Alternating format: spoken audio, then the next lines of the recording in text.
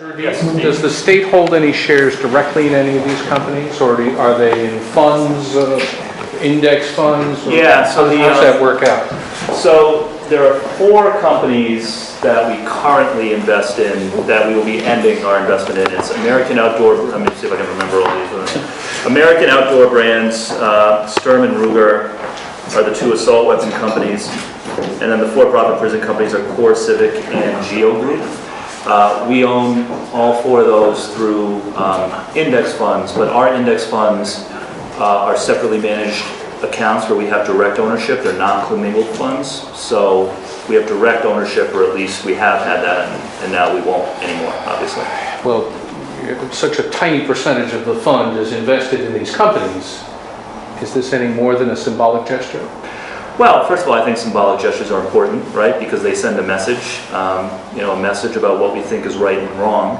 And at the end of the day, this is about association. Whether it's 0.03% or 30%, we don't want to be associated with businesses that we think are fundamentally immoral. And so my hope is that this will give some encouragement and some motivation and some positive momentum to our efforts for common sense gun control here in Rhode Island and nationally, and I think it's an important statement for us to make.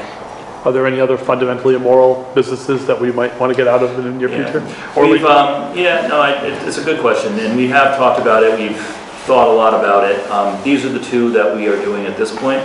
I will also note, however, that in addition to this, we have a very active shareholder advocacy and shareholder engagement program where we use our position as investors to try to influence companies to behave better on environmental and social and governance issues.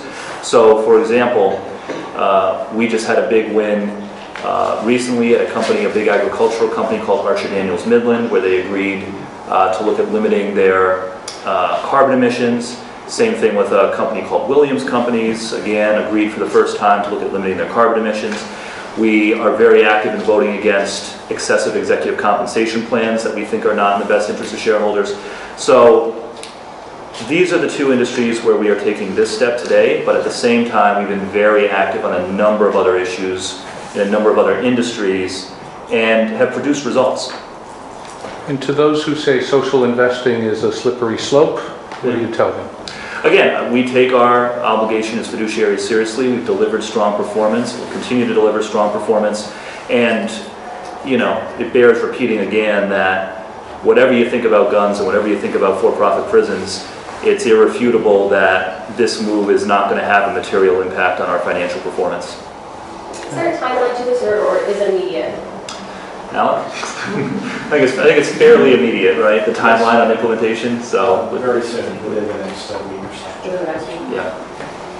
Eric, I'm not sure if you want to answer this, but when you have people saying that some states have not made the move because they say it's not going to do much to reduce gun violence, what do you have to say to that in just a move like this?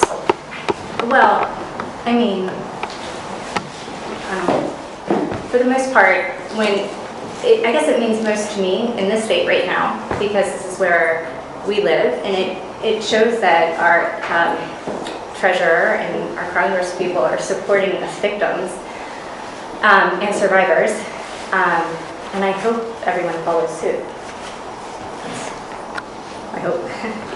I'll note Representative Carol Hagan-McEntee is here, also a great leader on common sense gun control. Thank you for coming, and thank you for your work.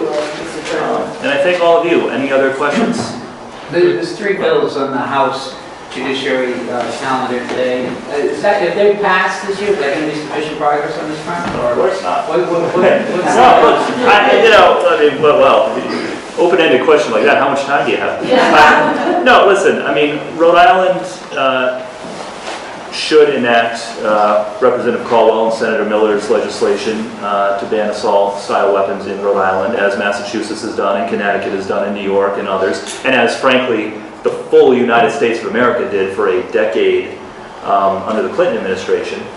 We should do that here, same with high-capacity magazines.